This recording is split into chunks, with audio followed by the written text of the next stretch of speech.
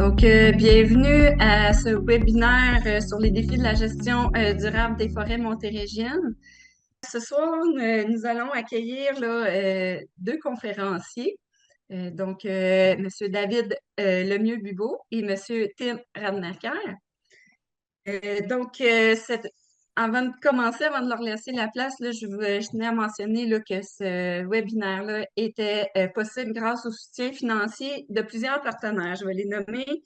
Par le gouvernement du Québec, le ministère des Ressources naturelles et des Forêts, le ministère des Affaires municipales et de l'Habitation, ainsi que le ministère de l'Agriculture, des Pêcheries et de l'Alimentation, ainsi que de l'implication de 14 MRC de la Montérégie, de la Table de concertation régionale de la Montérégie, ainsi que de l'Agence forestière de la Montérégie. Je vais laisser maintenant la place à notre premier conférencier, qui est M. David Lemieux-Bibeau, ingénieur forestier et aussi propriétaire de l'entreprise Forêt Santé, je ne sais pas dire Forêt en Santé, mais Forêt Santé située à Havelock. À toi, David.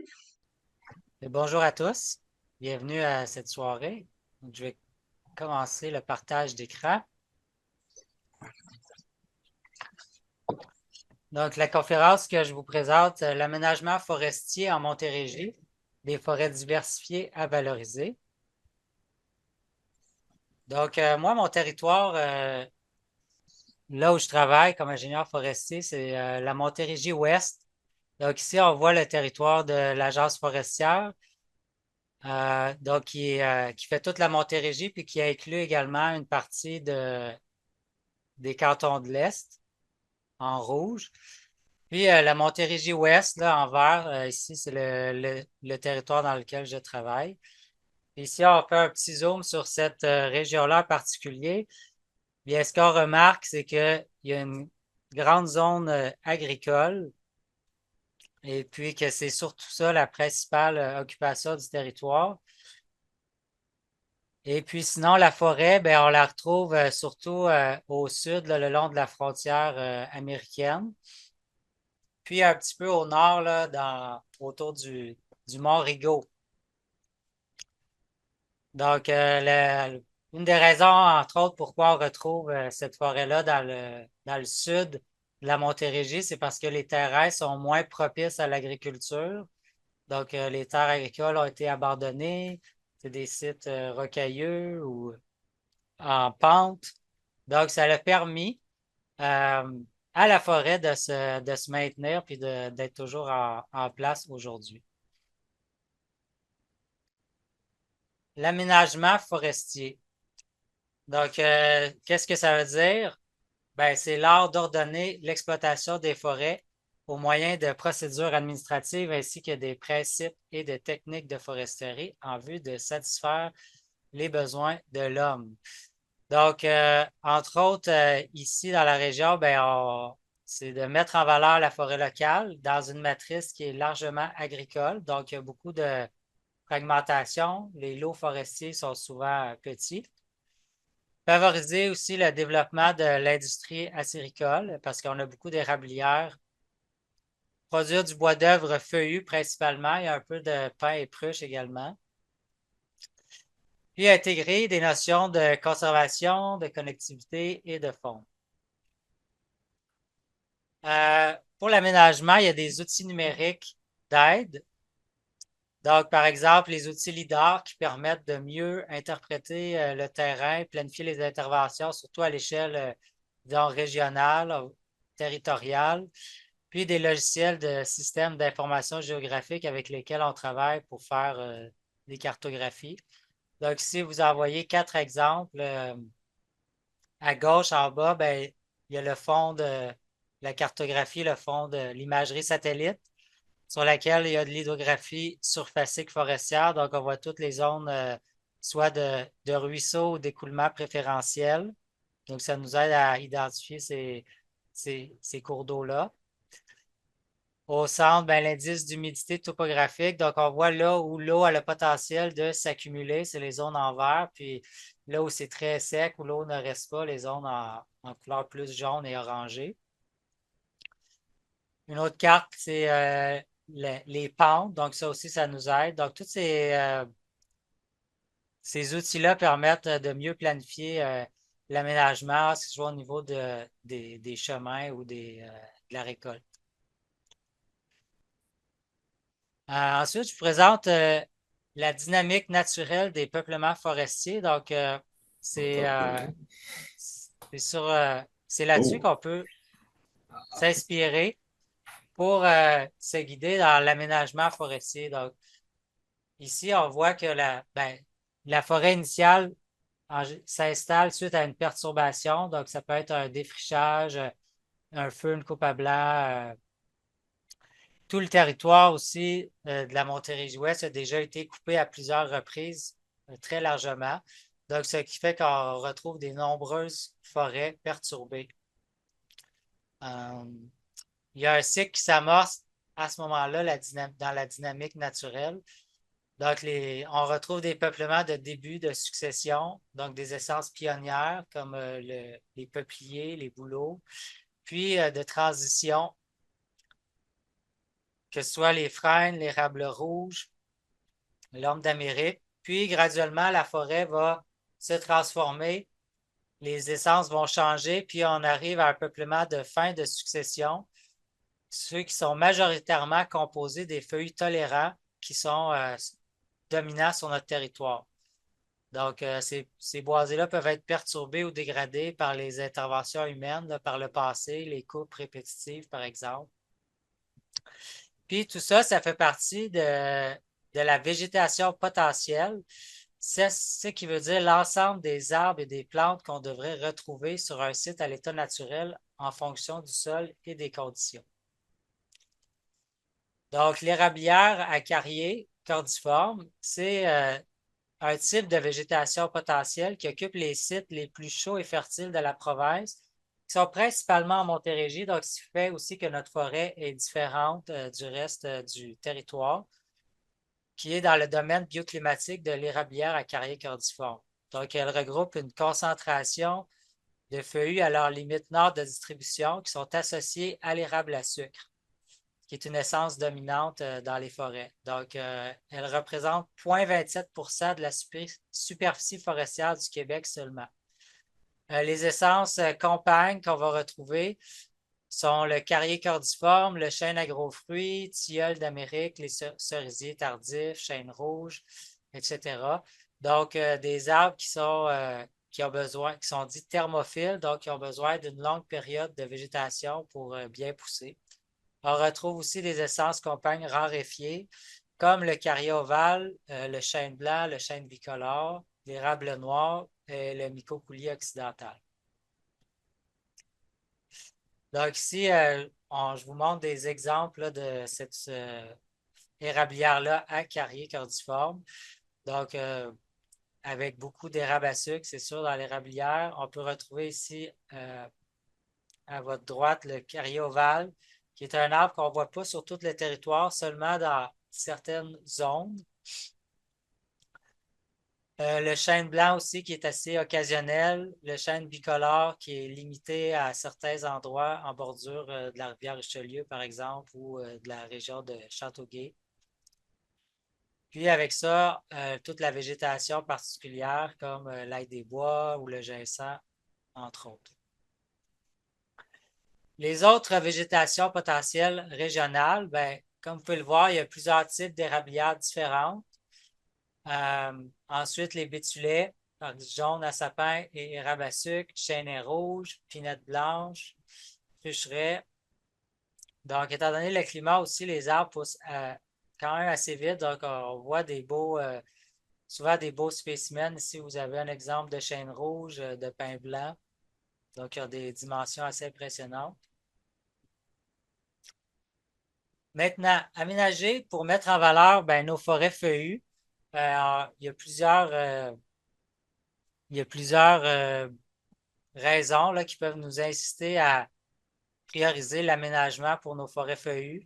Donc, par exemple, pour favoriser les processus de succession naturelle, donc conduire les peuplements en transition vers les peuplements de fin de succession qui sont plus stables et résilients dans le temps. Aussi afin de développer une érablière ou de l'améliorer. Dans la région, il y a plusieurs boisés là, qui ont été abandonnés suite à- à l'agriculture avant les années 50. Donc, ces terrains-là étaient souvent dans des endroits plus rocheux, rocailleux. Donc, maintenant, on voit souvent que c'est des érablières qui ont commencé à s'installer sur ces sites-là. Aussi, pour restaurer les boisés, les peuplements qui ont été dégradés, ça pourrait être aussi pour corriger ou atténuer les épisodes de perturbations naturelles comme les insectes, les maladies, feux de forêt, les désordres climatiques. Aussi afin de s'adapter aux changements globaux qui ont commencé à se manifester sur notre territoire.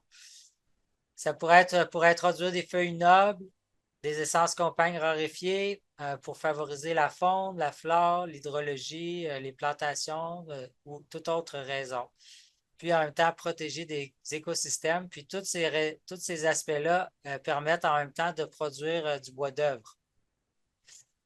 Maintenant, la sylviculture, donc, qu'on retrouve suite à l'aménagement. Donc, c'est la science et l'art de cultiver des peuplements forestiers, c'est-à-dire de les créer, de les faire pousser et prospérer en se basant principalement sur la connaissance pratique et l'écologie forestière. Donc, un peu ce que je viens de vous mentionner. La sylviculture va se distinguer entre autres de l'aménagement forestier en ce qu'elle se pratique à l'échelle de la parcelle ou du peuplement, le peuplement forestier, alors que l'aménagement considère généralement un ensemble plus grand qui est la forêt. Puis ce dernier fixe les objectifs à atteindre, tandis que la sylviculture fournit les moyens pour y parvenir. Donc, par exemple, ici, des exemples de traitements sylvicoles qu'on peut faire dans la région pour aménager nos forêts. On va parler de coupe partielle de type éclaircie commerciale ou coupe jardinatoire avec un prélèvement de 25 à 40 de la surface terrière. Des coupes d'amélioration ou d'assainissement, des coupes de récupération, coupes progressives, préparation de terrain, des plantations d'arbres, le dégagement, la taille de formation, enrichissement en forêt, aussi quand on vient planter de nouvelles essences, des éclaircies précommerciales. Donc, un des objectifs, développer une érablière ou l'améliorer. Donc, l'aménagement, dans ce cas-ci, ben, souvent, ça va être des peuplements de feuillus tolérants qui ont une cinquantaine à 70 d'années, qu'on en retrouve beaucoup dans ce stade-là dans la région. Sinon, des jeunes boisés de feuillus tolérants avec une bonne présence d'érable. Des feuillus intolérants avec une forte régénération en érable et une présence d'érable dans le peuplement. Donc, les feuillus intolérants, on va retrouver des bouleaux, des peupliers, mais sous leur couvert, les érables ont commencé à s'installer. Des gauliers et des perchers d'érable et de feuillus tolérants. Donc, ça peut être des peuplements forestiers qui sont assez denses, puis qu'il faut venir réduire la densité. Des plantations d'érable aussi en sol minéral bien drainé et en pente.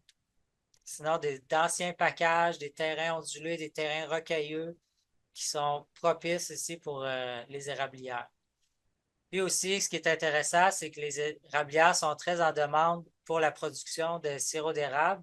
Donc, au niveau de l'exploitation ou de la location, le propriétaire peut considérer ça avec des revenus stables et à long terme, souvent des baux de location de 15 ans et plus. Donc, M. Tim va nous parler plus spécifiquement des érablières en deuxième partie ce soir.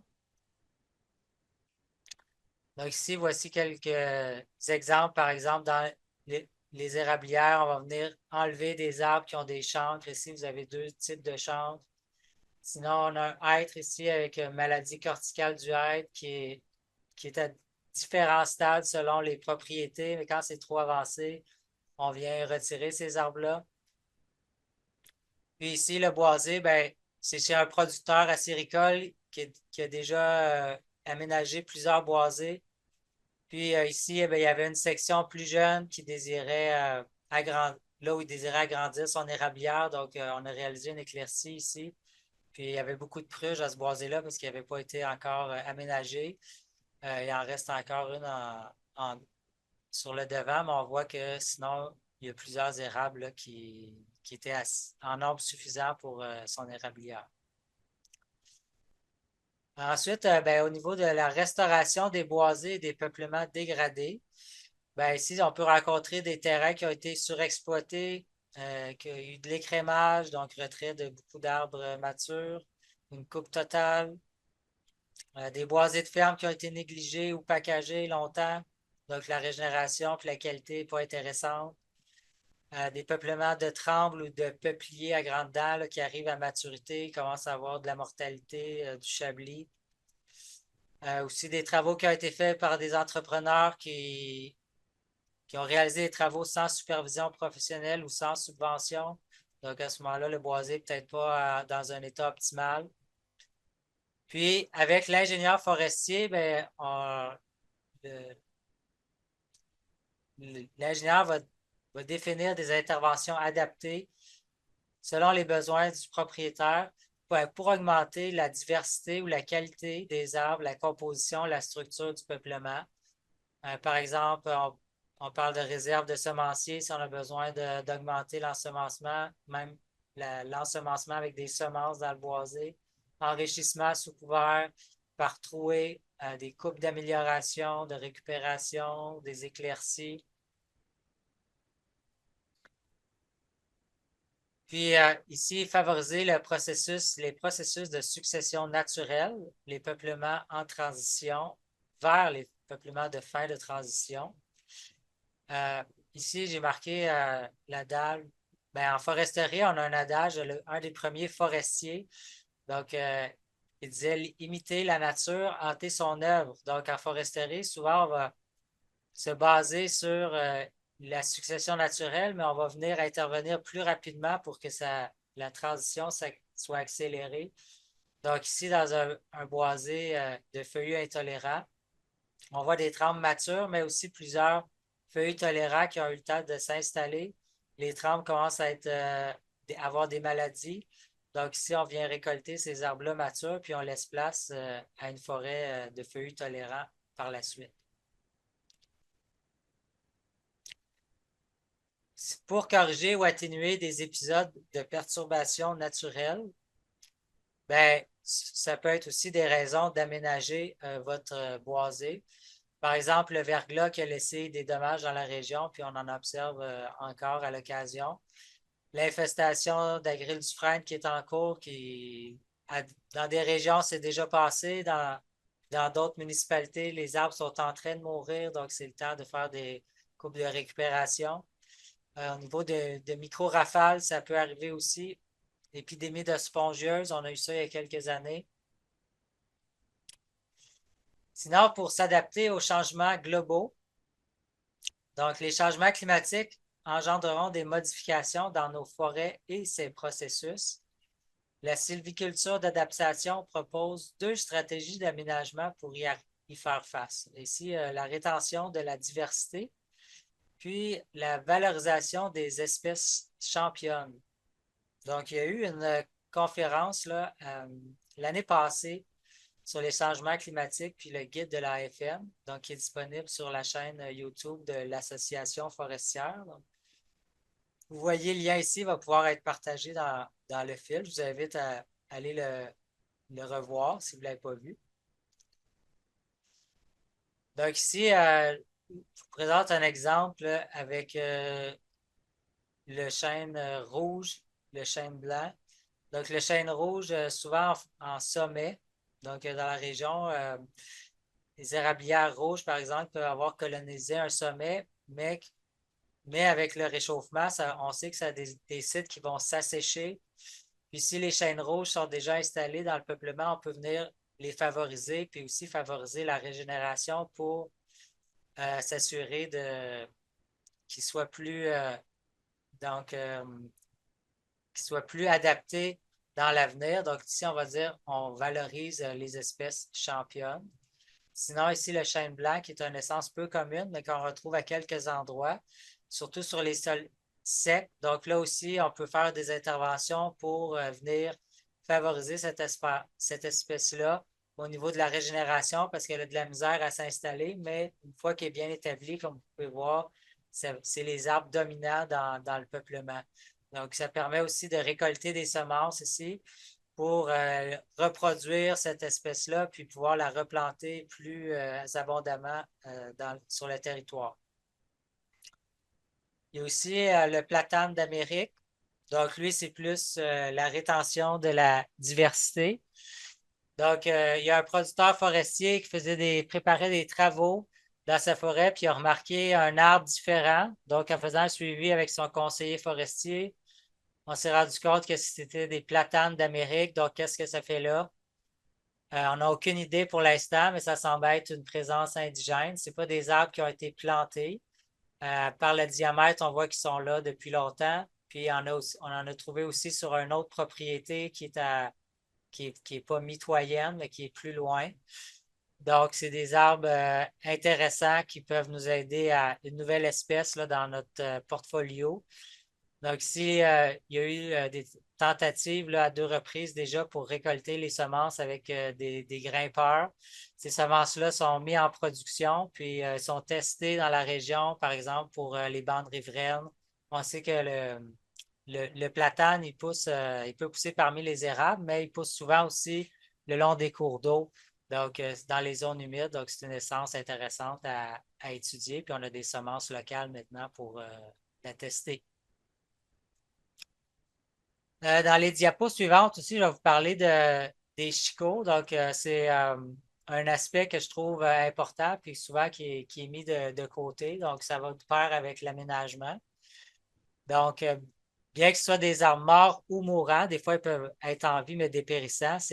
Ce sont des arbres essentiels à la vie et à la biodiversité. Ils offrent des habitats, des ressources pour de nombreuses espèces animales, puis leur conservation est cruciale pour maintenir les écosystèmes. Ici, il y a un document qui a été produit, là, vous l'avez, je vous invite à le consulter. Très intéressant. Il y a de nombreuses photos avec des animaux, donc la faune qui utilise ces arbres-là. Euh, il y a vraiment beaucoup de choses à apprendre dans ce guide-là. Puis, qu'est-ce qu'on recommande en général, c'est de conserver 10 à 15 chicots par hectare. Donc, puis les arbres qui sont de plus gros diamètre sont plus intéressants. Puis, il y a 8 stades de décomposition de ces chicots-là et chacun a des fonctions différentes. Donc, une forêt bien propre, sans arbres morts, c'est comme, si je peux me permettre, une maison sans frigo et sans lit. Donc, pas de place pour manger, dormir et se reproduire. Donc, le boisé, à ce moment-là, il est moins attirant pour la faune. Puis, ça fait que s'il y a moins de faune, il y a moins de services écologiques pour protéger votre boisé. La faune peut, par exemple, manger des insectes néfastes. J'entends souvent, par exemple, des gens qui vont dire, moi, j'aime les arbres, je coupe juste des arbres morts. Ou, moi, je coupe pas d'arbres vivants, je brûle juste du bois mort pour mon bois de chauffage. Malgré que ça part d'une bonne intention, cette pratique-là de retirer le bois mort du boisé vient en fait altérer la qualité des habitats fauniques et rompre le cycle du carbone puisqu'on retire continuellement les arbres morts. Donc, mieux vaut couper un arbre vivant qui est mal placé qu'un arbre mort bien placé. Donc là, c'est avec l'aménagement forestier, on va tout le temps favoriser le retrait des arbres endommagés. Donc, c'est les arbres vivants qu'on vise, alors que les arbres morts, eux, on essaie de les maintenir en place s'ils sont pas problématiques. À partir de 30 cm de diamètre, les chicots sont utiles en forêt, puis ils peuvent rendre des services pour 30 à 40 ans, ils peuvent rester debout puis être utiles. Une fois qu'un arbre est mort, ben, il peut jouer sa fonction, comme je viens de le mentionner. Alors, pourquoi s'en priver? Le chicot, c'est une composante normale d'une forêt naturelle. Puis, dans une forêt nature, plus elle est mature, plus elle va receler de bois mort et de débris ligneux. Donc, ici, je vous fais une autre métaphore. Imaginez une société qui éliminerait systématiquement ces personnes âgées à partir de 65 ans. Elle se priverait de beaucoup de services et de sagesse. Donc, si on enlevait l'âge de la retraite dans la société, ça ne ferait pas de sens. Donc, ça revient un peu à la même chose, à priver la forêt d'un pan complet de son cycle de vie. Donc, pensez-y, un arbre mature, ça peut être dépérissant pendant 50 ans avant de mourir. Graduellement, il va devenir plus faible, mais les oiseaux peuvent le visiter, faire des cavités, l'utiliser comme abri, source de nourriture. Puis ensuite, cet arbre-là peut rester debout durant 30 ans avant de tomber, puis prendre 20 ans avant de devenir de l'humus et d'être pleinement décomposé. Donc, c'est 100 ans de service rendu qu'on peut maintenir en conservant une proportion d'arbres morts dans son boisé. Ici, l'aménagement permet de les prendre en compte, ces chicots-là, puis d'augmenter la condition de la forêt en enlevant en priorité les arbres qui sont vivants. Donc, quand ils sont vivants, ils ont un effet sur les arbres environnants. Donc, s'il y en a une trop grande densité, à ce moment-là, on vient en enlever. Ceux qui sont gênants, défectueux, malades en priorité, puis selon l'espèce ensuite. Puis, on va dégager les arbres les plus en santé, les plus vigoureux pour qu'ils puissent grossir plus rapidement, puis prendre du diamètre, puis avoir développé leur cime. C'est ceux qui ont le meilleur potentiel de croissance. Donc, je le redis, mieux vaut couper un arbre vivant mal placé qu'un arbre mort bien placé qui va jouer un rôle dans votre boisé pour de nombreuses années. Donc, ici, vous avez plusieurs exemples. Souvent, ici, les tilleuls, en vieillissant, peuvent devenir creux. Donc, il y en a un ici qu'on a trouvé, il était complètement creux comme une cheminée, mais à ce moment-là, les chauves-souris peuvent l'utiliser. Sinon, les porcs-épics, les ratons laveurs, les arbres inclinés, ça va être les mustélidés qui peuvent les utiliser pour leur déplacement, les salamandres, les arbres en décomposition. Donc, maintenant, je vous parle un peu plus de la faune. Donc, ça aussi, c'est important d'y penser lors de la planification de l'aménagement forestier. La forêt, c'est leur habitat et ils ont besoin de certaines caractéristiques pour y vivre. Donc, les animaux, on le sait, ils ne vivent pas dans les champs de maïs, les champs agricoles, pas dans les pâturages, les chemins, etc. Mais ils vivent bien en forêt, c'est-à-dire dans la nature, puis ces écotones. Donc, la friche, la lisière, la zone de transition forêt, milieu anthropique. Donc, ça peut être aussi les bandes riveraines avec les cours d'eau. Puis, selon l'agence Géomont, ben, la forêt en Montérégie a perdu 72 km² entre 2000 et 2004, puis jusqu'en 2017, 32 km² supplémentaires au profit de l'agriculture et de l'urbanisation. Donc, l'aménagement forestier permet de valoriser nos forêts, puis il peut prendre en compte la faune et même la favoriser. Donc, il y a différents outils à ce moment-là qui peuvent entrer en jeu. Les plans d'aménagement forêt-faune, aussi avec option de conservation. Il y a des projets avec la Fondation de la faune. Donc, c'est possible de prendre la faune en considération avec l'aménagement forestier. Ça va souvent de soi. Ici, au niveau de la connectivité en particulier, donc il y a un site Internet que vous pouvez consulter, c'est à l'échelle nord-américaine. Donc, la connectivité, ça fait référence au mouvement sans entrave des espèces animales et végétales à travers l'environnement. Donc, ça, c'est pour, par exemple, entre deux boisés dans un milieu agricole, est-ce qu'ils sont reliés entre eux par une bande forestière, un abri-vent, ou ils sont séparés? Donc là, s'ils sont séparés, il n'y a pas de connectivité. Donc, toutes sortes de projets puis d'options pour favoriser la connectivité de nos milieux forestiers qui sont d'ailleurs souvent fragmentés en Montérégie. Donc, pour conclure, j'aimerais présenter, ben, je vous parle d'une vidéo, je vais mettre ou Amélie mettra la référence dans le fil de discussion. Donc, ici, ça va parler de faune et d'aménagement. C'est juste quelques minutes, donc je vous invite à le consulter. Donc, c'est une initiative là, avec différents organismes en foresterie puis en milieu écologique là, qui est en cours dans la région, au Québec notamment, mais aussi aux États-Unis. Donc, je vous invite à visionner ce court vidéo. Donc, c'est la fin de ma présentation. Je vous remercie de votre attention. Merci, David, pour ta présentation. Maintenant, il y en a plusieurs qui applaudissent. S'il y en a qui ont des questions, ce serait le moment. Soit que vous levez la main, soit que vous inscrivez votre question dans le chat ou la posez directement. Là, on n'est pas. On est quelques-uns. Donc, on peut attendre quelques instants. Peut-être en attendant qu'il y ait des questions, c'est ça, je vous ai mis quelques liens dans le chat là, au fil de la présentation.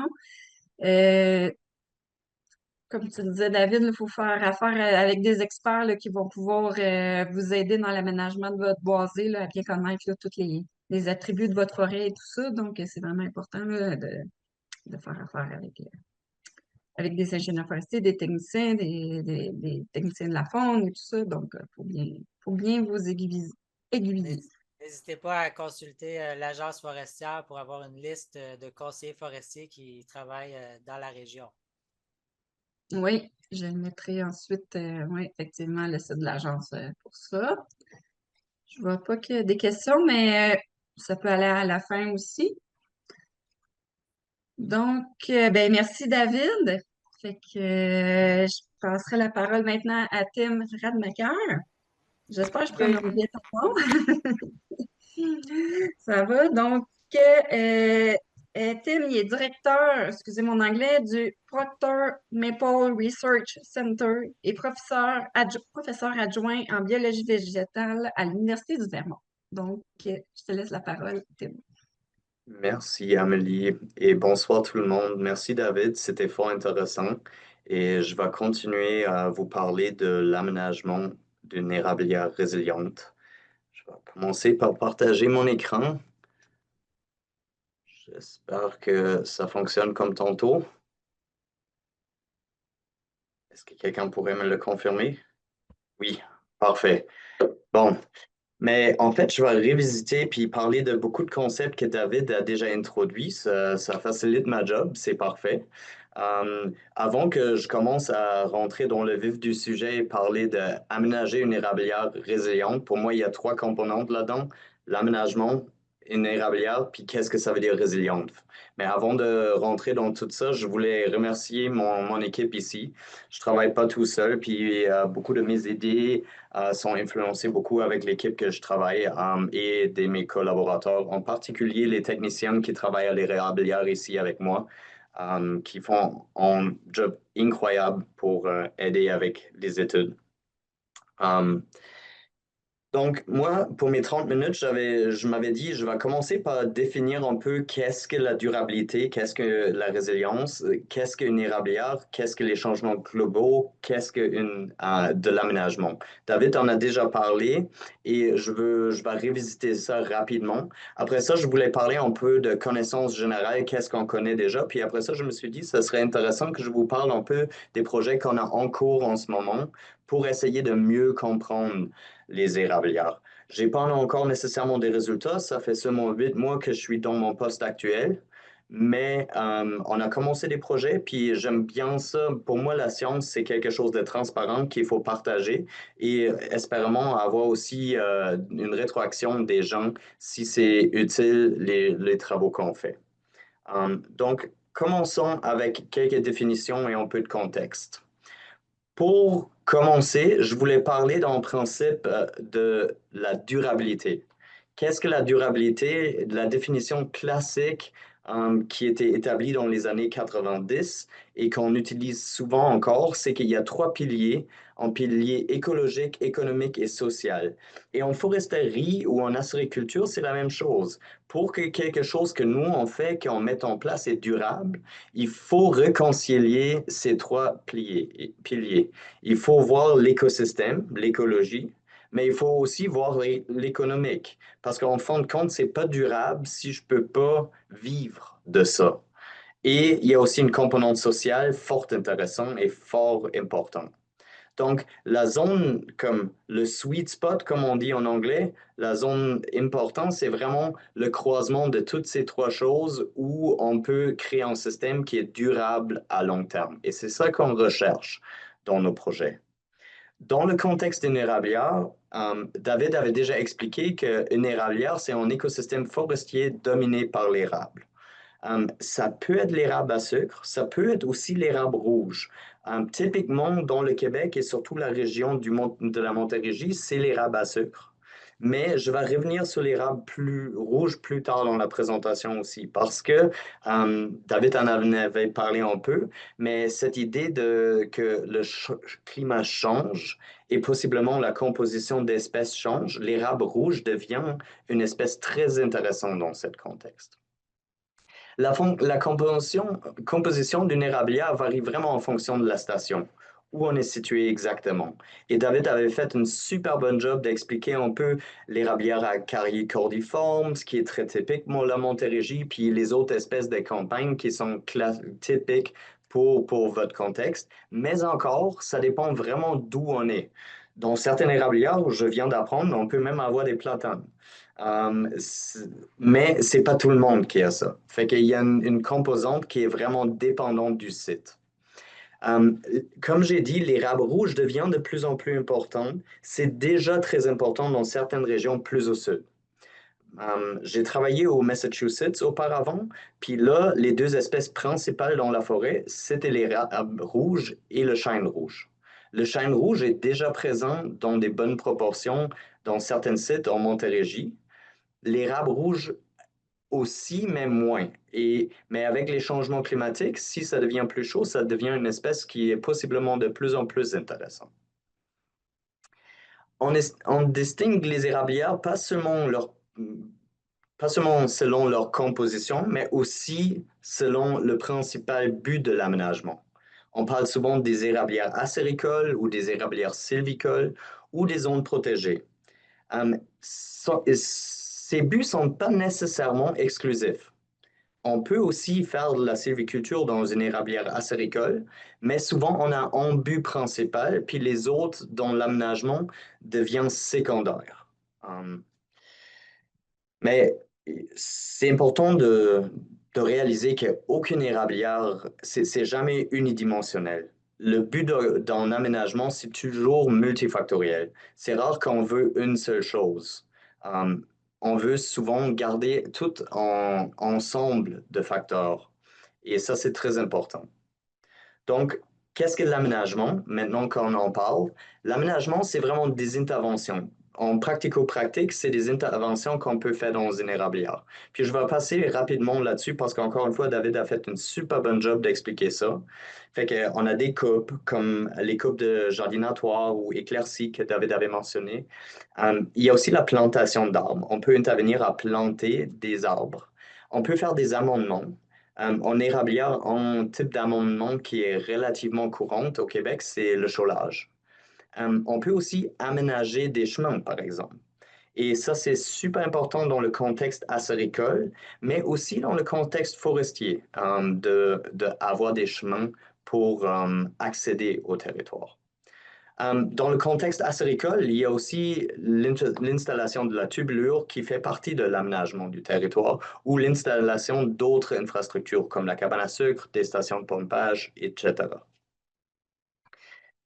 Maintenant, avant que j'y vais plus en détail, je voulais donner un peu plus de contexte. Fait que je voulais parler un peu rapidement du cycle de carbone dans une érablière. Qu'est-ce que le cycle de carbone? David l'avait déjà mentionné un tout petit peu, et je vais revenir pourquoi c'est important de comprendre ça plus tard. Le cycle de carbone, c'est vraiment la façon comment le carbone, toute la vie est basée sur le carbone, sur la planète Terre. Et en général, les plantes sont composées de quasiment à peu près 50% de carbone. Et cette carbone peut être absorbée par les plantes, puis peut être aussi respiré ou décomposé, puis retourner à l'atmosphère. Et ça, cet cycle, on l'appelle le cycle de carbone, comme la matière cycle dans l'écosystème. Le bilan carbone d'une érablière est une fonction de dynamique démographique et des sols. C'est les arbres qui poussent, absorbent du carbone. Les nouvelles pousses, ils absorbent du carbone quand on a la régénération dans les sous-étages. Mais on perd aussi du carbone dans la mortalité et la décomposition et dans la respiration. En fait, chaque année, les érables vont respirer aussi, puis et ajouter du CO2 à l'atmosphère. En général, dans une érablière, cette cycle de carbone est relativement stable. Oui, les arbres poussent d'année en année, mais il y a aussi des arbres qui meurent. Et les taux d'absorption et des émissions sont à peu près égaux. Ça dépend un peu les sols. Des fois, quand on a beaucoup de bois mort, et ça, c'est quelque chose que David avait déjà mentionné aussi, le bois mort est vraiment important parce que ça peut capter du carbone puis le transférer au sol. Et ça, c'est vraiment un captage à long terme qui est important. La perturbation principale naturelle dans une érablière, c'est la formation de trouées. Les érablières, c'est rare que ça brûle. Euh, Contrairement à la forêt boréale, des, il y a des perturbations à l'échelle du paysage qui sont assez courantes, comme le feu, la tordeuse, des épidémies de tordeuses qui mangent tout un secteur au complet. Dans les érablières, la mortalité à large échelle est assez rare. Normalement, on est dans un écosystème où des arbres individuels vont mourir, former des trouées, puis ils vont être remplacés par des arbres qui attendent en dessous, euh, si on a assez de régénération dans l'érablière.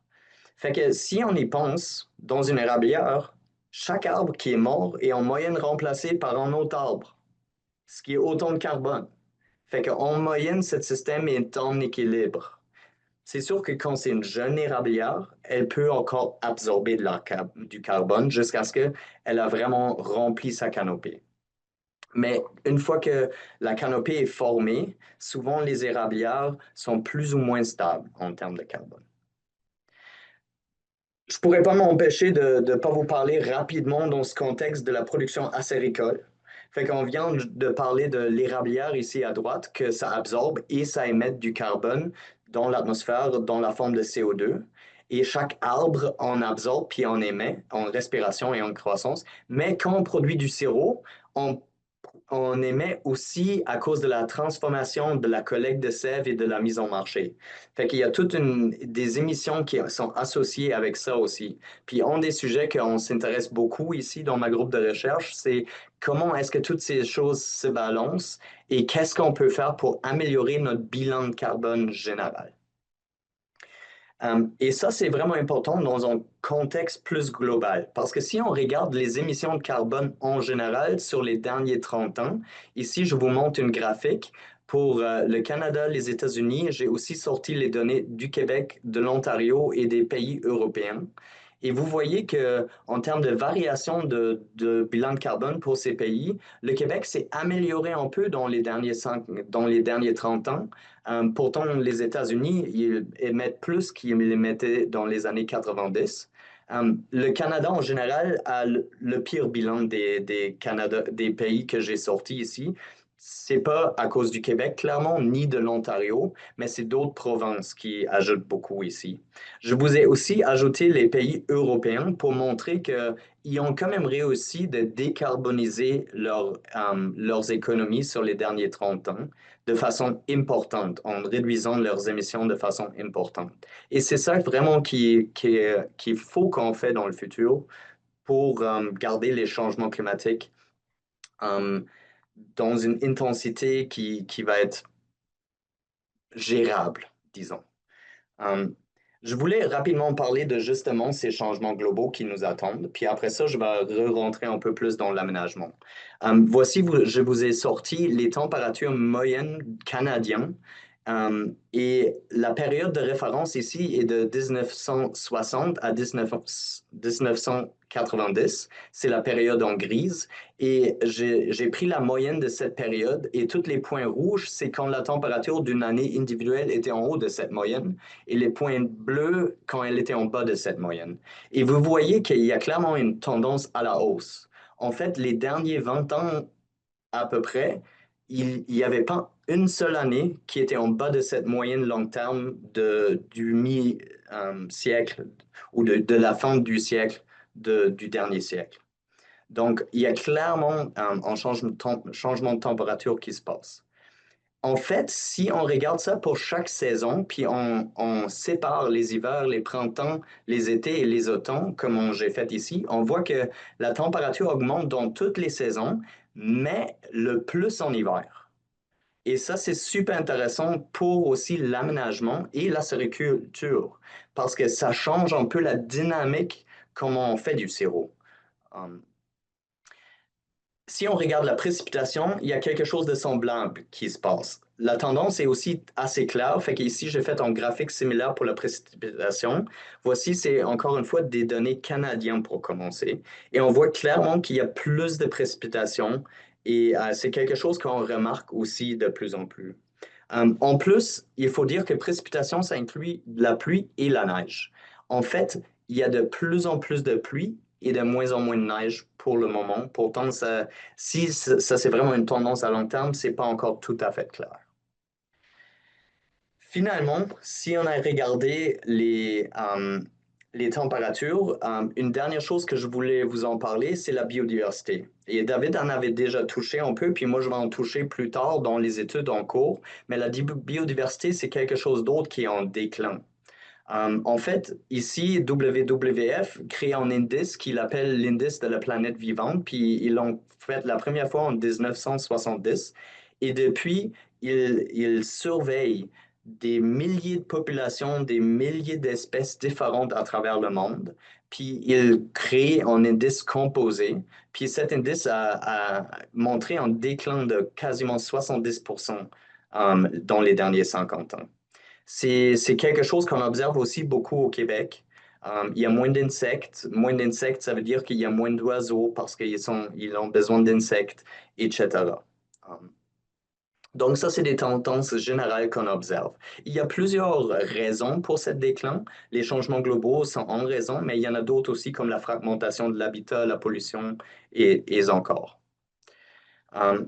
Donc, je vais passer à la deuxième partie de ma présentation pour parler un peu de connaissances générales, ce qu'on sait de façon générale déjà sur l'aménagement des érablières. Et ça, c'est quelque chose que je ne vais pas vous parler, même que mon expertise est surtout dans les érablières acéricoles, je ne vais pas vous parler des érablières acéricoles simplement parce qu'on a très peu de connaissances. Il y a très peu d'études qui se sont focusées sur les érablières acéricoles. Mais on a déjà plus de connaissances générales sur l'écosystème des érablières. Fait qu'on va commencer avec ça. Une des choses qu'on sait, c'est que la structure de l'érablière est vraiment importante. Puis David en avait parlé un peu, mais on peut penser de la structure d'une érablière équienne. Ça, c'est une érablière où tous les arbres ont à peu près le même âge. Ils sont à peu près la même grandeur. Ça, c'est quelque chose quand on faisait du sirop avec des seaux, c'était super bien parce qu'on voulait quelques gros arbres. C'était beaucoup plus facile d'avoir 5 chaudières à un gros arbre que 5 chaudières à 5 petits arbres pour le ramasser. Donc, dans le temps, il y avait beaucoup d'aménagements qui étaient faits en fonction de ça. Puis, on avait beaucoup des érablières qui avaient des érables espacés, mais très, très larges. Pourtant, souvent, en ce moment, on pense qu'une érablière inéquienne est beaucoup plus résiliente. Ça c'est une érablière où on a des gros arbres, des petits arbres, des moyens arbres, un peu de tout. Pourquoi est-ce qu'on pense que c'est plus résiliente? Parce que, premièrement, chaque grandeur, classe de grandeur, chaque grandeur d'arbre, il prend les ressources légèrement différentes. Je vous donne l'exemple d'une sécheresse. Si j'ai une sécheresse, il y a certains arbres des plus gros qui peuvent peut-être puiser dans une autre couche de sol ou qui ont accès à d'autres d'eau. Et ça peut rendre l'érablière plus résiliente. En plus, si jamais les grands arbres meurent, il y a déjà des petits et moyens en place pour les remplacer. Et ces deux principes, en théorie, c'est très facile à distinguer. En pratique, c'est beaucoup plus difficile des fois de dire si on a une érablière équienne ou inéquienne. Mais en général, on essaye pour avoir un écosystème résilient, on essaye d'aller plus vers une érablière inéquienne. La deuxième chose, c'est la homogénéité. On peut y penser comme une érablière qui est très homogène. À gauche ici, c'est une érablière entourée d'érablières qui est composée de surtout des érables. C'est un système très homogène. On pourrait le contraster avec une érablière qui a plus d'autres espèces, qui a des secteurs qui sont plus dominés par la pruche ou par d'autres essences. Et ça peut créer au paysage, à l'échelle du paysage, une érablière plus résiliente. Vous pouvez l'imaginer comme le masque pendant la pandémie. C'est comme une barrière. Des fois, quelques pruches entre les érables peuvent faire en sorte qu'il y a une barrière physique et certaines épidémies, disons qu'il y a une spongieuse, une épidémie de spongieuse ou de livrée de la forêt qui a attaqué vos érables. Et il y a des pruches entre les érables, ça peut faire en sorte que ça ne se répande pas dans tous les secteurs. Ça crée vraiment des barrières physiques. Fait que ça, c'est en effet. Il y en a d'autres effets aussi, mais ça, c'est en effet qui est bien documenté et qu'on est assez certain que ça peut avoir des impacts vraiment positifs, d'avoir un peu plus de diversité, pas seulement dans la composition, mais aussi à l'échelle du paysage, d'avoir des secteurs qui sont un peu différents. Finalement, il y a aussi la composition en tant que telle, fait que les espèces que j'ai dans la forêt. Puis David en a déjà parlé pas mal. Il a parlé du chêne blanc, du chêne bicolore, d'autres essences qu'on peut avoir dans nos érablières. Ce qu'on veut vraiment éviter, c'est des monocultures. Et monoculture, c'est rare que ça existe en fait en foresterie parce qu'on ne plante pas nos arbres quand on plante du maïs dans un champ. Fait que des pures monocultures sont assez rares. Pourtant, des fois, avec l'aménagement, on peut avoir une tendance de se dire, ah, l'érable, là, je pourrais l'entailler, fait que je vais le garder pour le moment. Mais le boulot, il est beau, mais je ne peux pas l'entailler. Pourtant, on pourrait entailler un boulot en passant. Euh, et aussi la platane. Mais le sirop de platane d'Amérique c'est pas mon préf, disons, mais ça se fait. Euh, en tout cas, on a une tendance, en bien implicite peut-être des fois, d'enlever des choses qui sont pas des érables, puis laisser les érables. Mais ce qu'on veut vraiment faire, c'est créer une forêt plus mixte. Et souvent, on me demande la question, c'est quoi le pourcentage que je devrais avoir? Et en fait, on ne le sait pas encore. On n'a pas encore fait les études pour savoir c'est quoi le meilleur pourcentage pour s'assurer une certaine résilience. Parce que c'est sûr que le plus que je coupe des érables, le moins que j'ai des entailles. Pourtant, si je fais aussi un aménagement sylvicole, des fois, les autres essences peuvent quand même avoir des impacts positifs et peuvent aider et générer de l'argent. Donc, ça, c'est un peu les connaissances générales qu'on a sur le sujet actuel. Maintenant, je voulais rapidement vous en parler de quelques études en cours que nous faisons en ce moment pour améliorer un peu nos connaissances, puis essayer d'aider les propriétaires d'érablières à aménager leurs érablières. Et je veux commencer par parler de quelque chose que David en a déjà touché un tout petit peu, mais moi, je le formule d'une façon différente. Cette idée que la biodiversité est vraiment importante dans les érablières et pour un écosystème résilient est vraiment importante. Et moi, j'utilise un vocabulaire de dendromicrohabitat. À droite, ici, j'ai pris une image d'un guide qui existe pour l'Europe où il catégorise tout type comme les forestiers appellent ça souvent des défauts. Mais pour moi, ce n'est pas des défauts. Parce qu'une cavité dans un arbre, ça peut être du habitat pour des animaux, pour les petites mammifères. Ça, comme d'avoir des branches mortes, ça peut être du habitat important. C'est sûr que ça peut aussi affecter l'érable. Donc, la question moi, je me pose vraiment, c'est comment ces dendromicrohabitats affectent la coulée. Ça, c'est une des questions que je m'intéresse beaucoup en ce moment. Parce qu'en ce moment, quand on fait des coupes en érablière, on utilise des critères de sélection pour les arbres qui sont basés sur les critères sylvicoles. Pourtant, souvent, notre but primaire, c'est la sériculture. Fait qu'on devrait développer notre propre système de décider quel arbre on garde et quel arbre on enlève. Fait que je veux développer un nouveau système qui est basé pas sur des défauts, mais sur des dendromicrohabitats pour savoir est-ce que ce type d'habitat est positif pour la biodiversité et n'affecte pas ma coulée et n'affecte pas la qualité du bois quand même, ou cela affecte la qualité du bois, mais pas la coulée. Donc, c'est vraiment important de faire ces distinctions pour développer un système informé pour faire des sélections d'arbres dans une érablière. Et la motivation, c'est vraiment créer des meilleurs critères de la sélection d'arbres pour les érablières.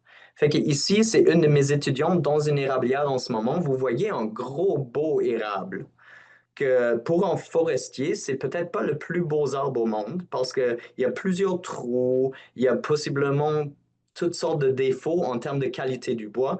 Pourtant, pour l'acériculture, c'est un arbre magnifique. Il donne amplement de sève. On l'a mesuré. Il donne beaucoup de sève. Et en même temps, il est aussi vraiment magnifique pour la biodiversité. Donc, ici, en ce moment, on essaye vraiment de mettre des chiffres là-dessus, puis de développer un nouveau système qui est basé sur l'acériculture plutôt. Et ouais, vas-y, ici, vous voyez Tegan qui regarde les érables. J'ai pris cette photo aujourd'hui dans notre érablière ici.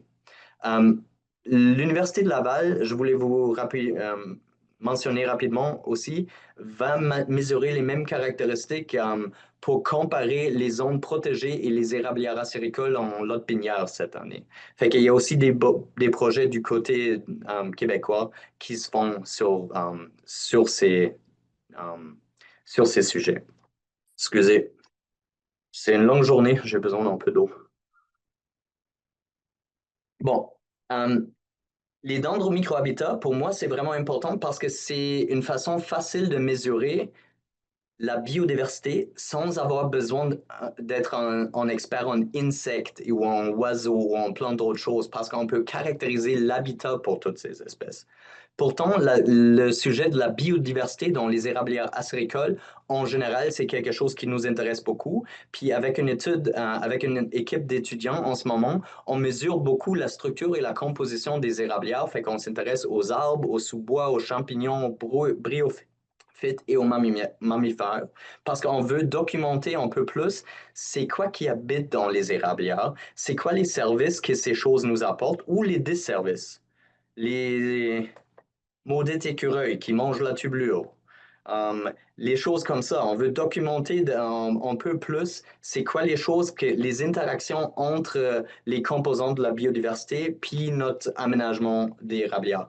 Fait qu'en ce moment, on a plein de petites parcelles. J'ai mis une visualisation ici à droite qu'on mesure un peu à travers toute la distribution des érablières. On a commencé ici au Vermont, mais on va aussi dans d'autres États, puis espérons dans des provinces canadiennes.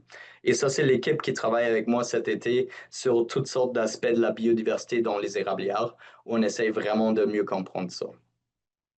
L'avant-dernière chose que je voulais vous parler rapidement, c'est des essais sylvicoles. Parce que pour bien faire l'aménagement acéricole, il faut développer un nouveau sylviculture acérico-forestier qui est vraiment guidé sur l'acériculture. Et malheureusement, je ne connais aucun essai sylvicole qui était vraiment fait en fin de comprendre l'acériculture. Mais heureusement, on est en train de planifier une premier essai sylvicole en ce moment. Et c'est une collaboration entre l'Université de Laval, l'Université du Vermont avec moi et Smoky House Center au sud du Vermont. Fait qu'on va répéter 4 traitements sur 3 sites différents pour mieux comprendre qu'est-ce que ces traitements sylvicoles font sur les érables, sur les érablières. Qu'est-ce que ça veut dire en termes de sève que je récolte pour les prochaines 15 années et qu'est-ce que ça veut dire en termes de revenus que je peux obtenir pour le bois d'œuvre ou pour d'autres produits ligneux. Et les traitements, prenez ça avec en grain de sel ici, les traitements ne sont pas encore tout à fait décidés, mais c'est sûr qu'il va y avoir un groupe contrôle où on ne fait rien. Et les 3 autres traitements, on essaie de regarder si on fait des coupes sélectives, une coupe régénérative peut-être, on discute encore les options. La dernière chose que je voulais vous parler rapidement, c'est la migration assistée. Et c'est déplacer des arbres mieux adaptés au climat futur. La façon comme on peut y penser, c'est si j'ai un arbre, cet arbre peut disperser des semences et il peut se reproduire dans une certaine niche climatique. Pourtant, des fois, l'arbre va aussi disperser les semences en dehors de sa niche climatique, puis il va simplement mourir parce que le climat n'est pas propice. Mais en ce moment, le climat est en train de changer, ce qui fait qu'il y a une nouvelle niche climatique qui s'établit pour l'arbre. Et des fois, il y a une dette d'extension, ça veut dire des arbres qui existent encore dans certaines zones où ils ne vont pas être capables de survivre dans le futur. Et il y a aussi une crédit de colonisation, une zone à quelque part que l'arbre pourrait survivre dans le futur, mais il n'est pas encore là parce qu'il n'est même pas capable de se disperser là. Et c'est justement ces zones-là qu'on veut regarder parce qu'on ne veut pas garder des arbres dans notre érablière nécessairement qui sont dans une zone d'extinction parce qu'ils vont mourir éventuellement. Mais on voudrait peut-être déjà planter des arbres qui vont être adaptés à un climat futur où on est dans un crédit de colonisation. Et ça, c'est quelque chose que il faut, en général, regarder plus au sud et voir les essences qui sont adaptées dans un climat futur peut être vraiment avantageux. C'est pour ça que je vous ai parlé d'érable rouge, par exemple. Le chêne rouge a une distribution bien plus vers le sud aussi et des essences comme ça. Um, la dernière chose que, dans ce contexte que je voulais vous mentionner rapidement, c'est qu'on peut faire de la migration assistée, fait qu'on peut déplacer des arbres, des provenances de plus au sud. Puis en fait, il y a des essais génétiques qui ont été faits à Proctor ici dans les années 60. Puis on est en train de re-regarder ces essais pour mieux comprendre c'est quoi les érables qui sont le mieux adaptés pour le futur. Et l'idée, c'est vraiment de bien sélectionner les provenances, ce qui est quand même très difficile, mais c'est ça le but. Et c'est très difficile parce qu'on a peu d'informations sur les phénotypes en ce moment.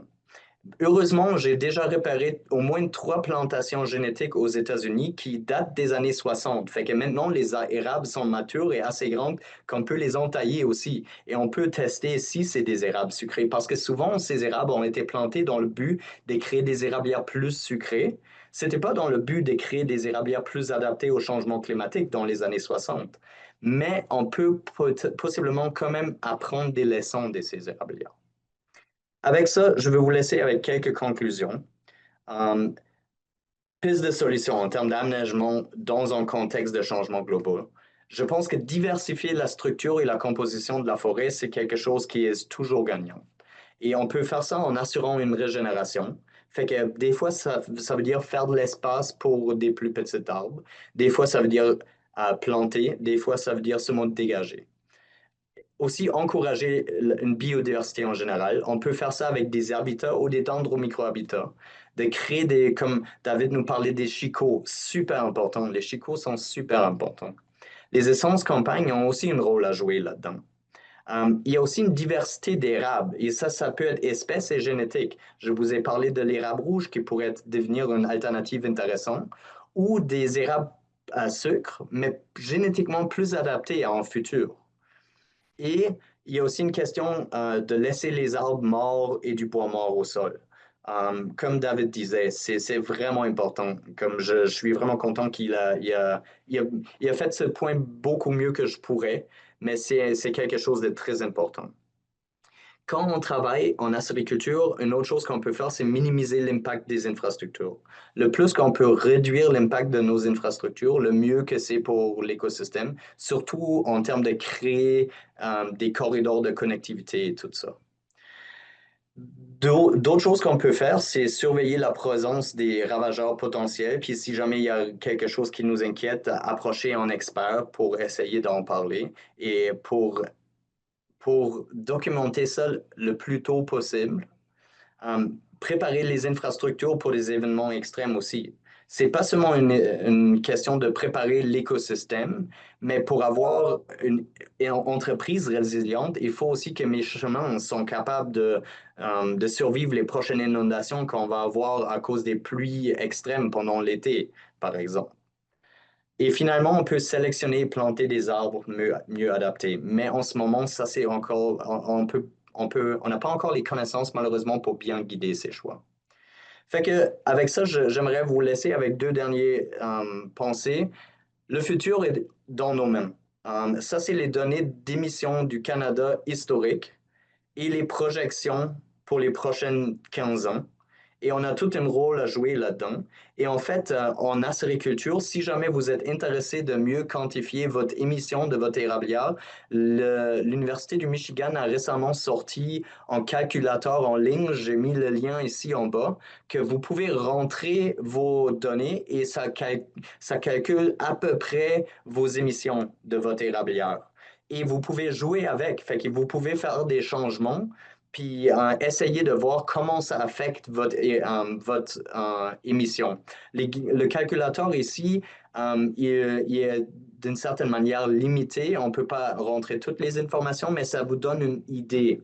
Et je peux vous dire tout de suite, la chose la meilleure qu'on peut faire, c'est utiliser une osmose inversée, puis pré-concentrer la sève. Donc, soit les érablières acéricoles peuvent faire partie du problème et on peut continuer à polluer, ou on peut être une solution basée dans la nature, mais ça veut dire qu'il faut améliorer son érablière, il faut réduire ses émissions, puis il faut aussi supporter la science pour comprendre les questions qui vont nous amener à des décisions d'aménagement informées dans le futur. Et avec ça, je vous remercie et je m'excuse que je n'ai pas traduit la dernière slide. J'ai oublié de mettre ça en français. Bon, et je suis disponible pour des questions. Un gros merci, Tim, pour cette belle présentation.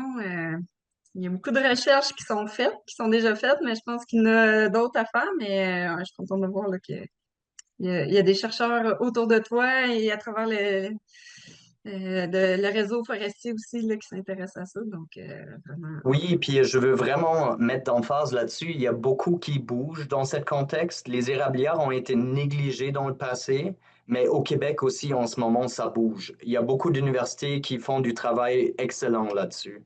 Et c'est vraiment un plaisir de voir ça, que dans les derniers 5 ans, il y avait vraiment un momentum qui s'est créé, puis finalement, on commence à travailler là-dessus.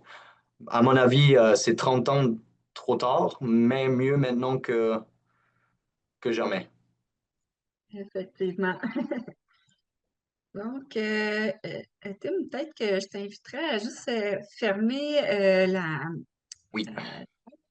il y avait une question dans le chat tantôt. Il y a une personne qui voudrait savoir quel arbre planter, mais c'est peut-être à toi ou à David, là, mais quel arbre planter en haut d'une montagne pour aider notre érablière? Je pense que la question était originalement posée à David, fait que je vais te laisser aller en premier et peut-être je vais ajouter quelque chose ou peut-être que non. Oui, OK. Ben, merci pour ta présentation, Tim. C'était bien intéressant. J'ai aimé la notion de dendro micro-habitat. Là. Je ne connaissais pas ça. Puis, ben, pour la question, c'est sûr que ça dépend du type de sol. Mais le plus simple qui me vient en tête, si c'est un endroit, disons, bien drainé, si c'est en haut d'une colline, si c'est tendance à être plus sec, ben, le chêne rouge, ce serait une option facile. Donc, dans une érablière, c'est un arbre, par contre, qui aurait besoin de trouée. Là, tantôt, Tim parlait de trouée forestière. Donc, il y a besoin de plus de lumière qu'un érable à sucre pour bien se développer. Donc, s'il y a un arbre qui est tombé, ça peut être au centre de la trouée qu'on peut mettre ce chêne-là. Mais sous les érables, il n'y aurait pas une bonne croissance. Oui, je suis tout à fait d'accord. C'est un très bon conseil. En autre chose que je dis des fois, c'est si jamais vous trouvez, je pense que le chêne rouge, c'est un très bon choix. Aussi, en termes de s'adapter à un climat futur, c'est quand même un très bon choix.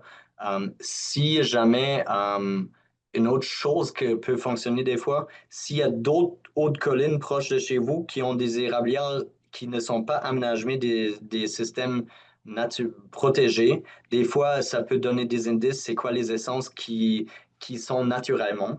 Puis ceux-là sont souvent bien adaptés. Pourtant, ça ne veut pas nécessairement dire qu'ils vont être bien adaptés dans le futur. Mais le chêne rouge, en général, comme David disait, idéalement, il faudrait une consultation puis regarder le site. Mais le chêne rouge, c'est un très bon choix en général. Oui, puis l'idée de regarder une colline à côté, c'est ça. Des fois, on peut regarder juste l'autre côté de la clôture, le boisé du voisin, lui, qu'est-ce qu'il y a dedans? Est-ce qu'il est différent? Est-ce qu'il y a des arbres qu'on n'a pas chez soi? Puis ça peut nous donner une idée là, de qu'est-ce qui pourrait pousser facilement sur son terrain. Est-ce qu'il y avait d'autres questions? Là, j'ai comme perdu ma petite fenêtre de chat. Et quelqu'un qui demande, il y a 40 ans, les pluies acides étaient un enjeu majeur. Qu'en est-il aujourd'hui? On n'en entend plus parler, donc est-ce que ça a encore un impact? Je pourrais me lancer là-dessus, David, si tu veux. Oui, je te laisse y aller. Ouais. Euh, les plus acides, c'est vraiment un exemple excellent d'une situation, d'une catastrophe environnementale qu'on a maîtrisée.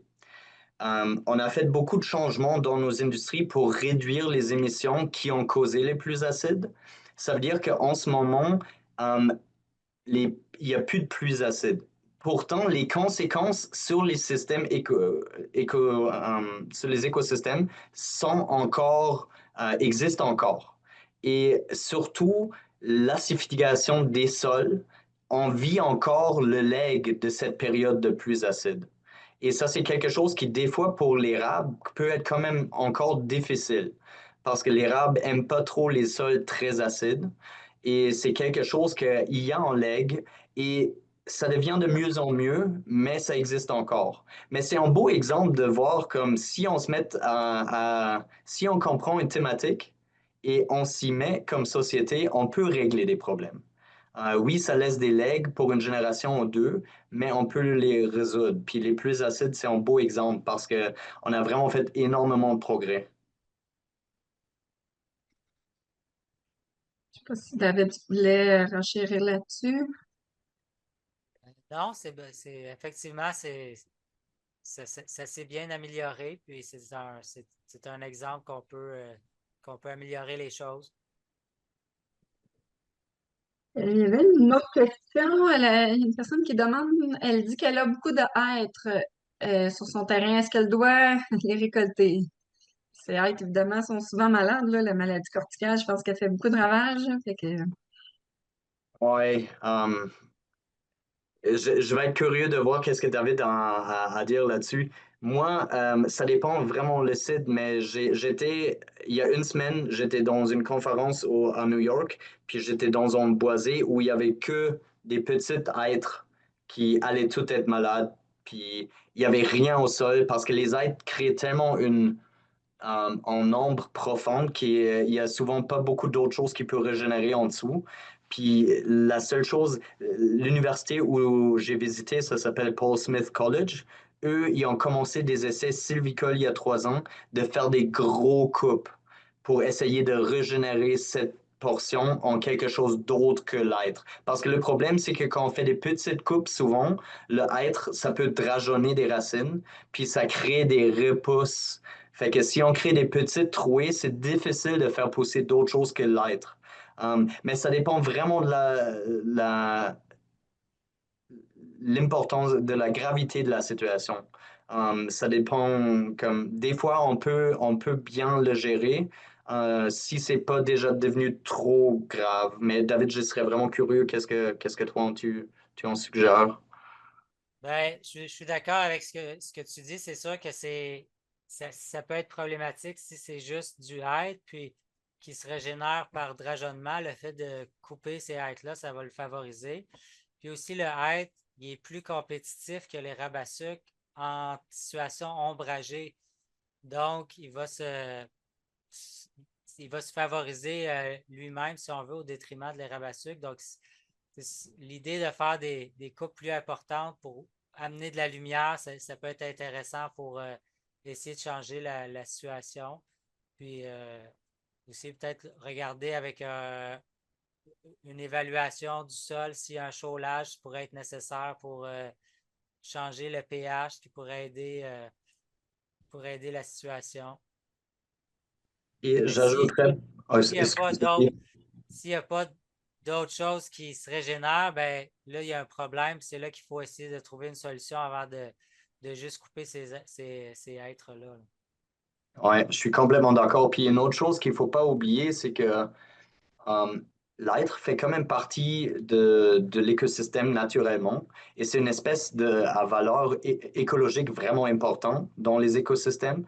Les fruits d'être sont vraiment importants pour la faune, mais encore, ça dépend aussi de la grandeur des arbres et le statut de maladie.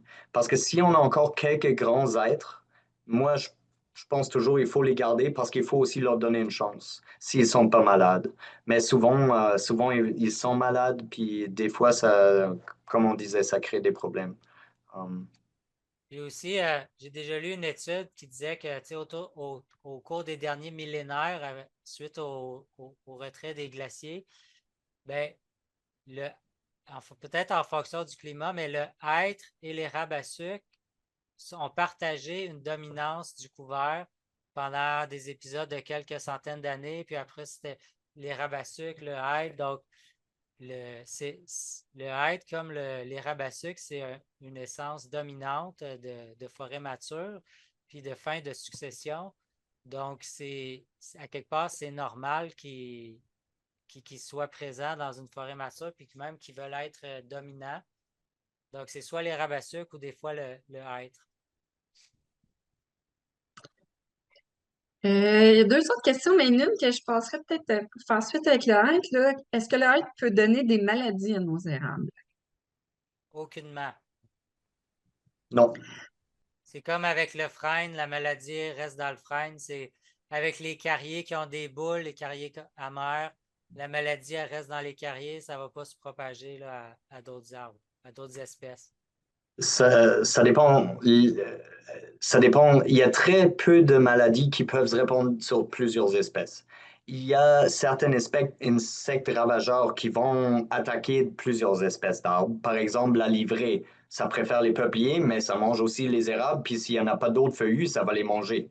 Mais tout ce qui est vraiment des maladies sont souvent très spécifiques à un organisme autre. Puis David a complètement raison, je connais rien qui attaque l'être qui attaque aussi les rames. C'est pas quelque chose qu'on voit. D'accord. L'autre question qu'on avait, c'est quelle est la proportion d'érable idéale? Ben, je vais retourner la question avec quelle est la proportion d'essence compagne idéale dans l'érablière. Donc ici, là, disons, au Québec, ce qu'on dit, c'est 15%, 15-20% d'essence compagne, c'est une bonne proportion. Il ne faudrait pas descendre en bas de ça. Ça peut être plus, mais il faudrait rester avec un seuil inférieur de 15 à 20%. Puis, c'est aussi une norme dans le sirop bio. Il faut que tu aies au moins, je ne suis pas sûr des chiffres, mais c'est soit 15 ou 20% d'essence compagne. Ouais, en fait, aux États-Unis, pour être bio, il faut avoir 25%. Mais au Canada, je pense que c'est 20. Ouais, mais je suis d'accord. Il y a pas de. Malheureusement, on n'a pas encore ces connaissances-là. On sait que plus, c'est mieux. Euh, ouais. Résilience de nos forêts, hein? Donc, je ne sais pas s'il y avait d'autres questions. J'en vois pas. Je vois pas de main levée. C'est encore le temps. En attendant qu'il y ait des mains, là, j'ai mis tout au long de vos présentations là, les liens là, vers certains sites que vous parliez. Là, donc, si jamais il y a d'autres choses, en tout cas, on pourra les partager par la suite là, via nos médias sociaux ou autres. Là. Donc, il y a une personne qui nous dit merci. La personne nous dit que 25%, ça semble beaucoup. Fait que ça Oui, dépend toujours de. mais c'est c'est un sacrifice, absolument. J'ai vu quelque chose d'intéressant pour un dernier point. Euh, J'étais à l'État de New York récemment pour une conférence et il y a une érablière avec 100 000 entailles et ils ont 100 000 entailles d'érable et 20 000 de bouleaux. Fait qu'ils ont deux systèmes de tubulure. Puis le bouleau, c'est une essence de campagne dans leur contexte, mais ils sont quand même capables d'en tirer un profit. Et il y a possiblement d'autres espèces qu'on pourrait regarder de cette manière-là, mais c'est effectivement, c'est beaucoup. C'est pour ça qu'il faut vraiment viser un aménagement intégré, penser au bois, penser à la sylviculture, penser à la sériculture, à mon avis. Il y avait une autre question aussi. Est-ce que les vers peuvent ravager d'un arbre à l'autre? Ben, Tim l'a mentionné, mais les vers, c'est-à-dire ça doit être les chenilles défoliatrices. Donc, oui, effectivement, ça se propage d'un arbre à l'autre. Mais souvent, si on a plusieurs espèces dans son érablière ou dans son boisé, ça va être mieux. Chez un de mes clients, entre autres, qui a une érablière, il était sur le point de couper des peupliers, des trempes, puis il a remarqué que les spongieuses allaient en premier dans ces arbres-là. Donc, c'est vrai que l'érable à sucre, ce n'est pas tellement leur arbre préféré. Ils vont préférer d'autres essences. Fait que si on les a, ça protège nos érables. Puis, des érablières qui ont 100% d'érable, ben là, eux, les chenets, s'ils n'ont pas d'autre choix, ils vont manger les feuilles d'érable puis ils peuvent défolier l'érablière au complet. Donc, mais si on a d'autres essences, ça va aider. Mais oui, ça se propage. Ça a des Oui, préférences.